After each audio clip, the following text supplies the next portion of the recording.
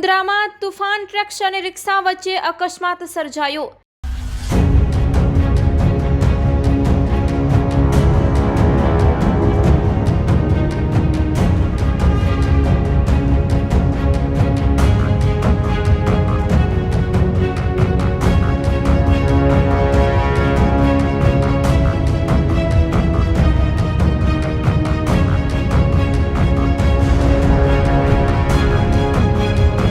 Mundra જીનાપોટ road રોકડિયા હનુમાન પાસે આવેલ પાપડી પાસે રિક્ષા અને તુફાન ટ્રકનો અકસ્માત સર્જાયો હતો, જેમાં રિક્ષામાં સવાર સ્કૂલના બાળકોને નાની મોટી ઈજાઓ થઈ હતી।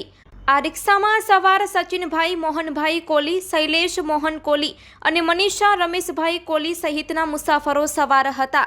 ઘવાયેલા લોકોને સારવાર માટે મુન્દ્રા સરકારી હોસ્પિટલે ખસેડવામાં આવ્યા હતા અને સદનસીબે કોઈ જાનહાનિ થઈ ન હતી।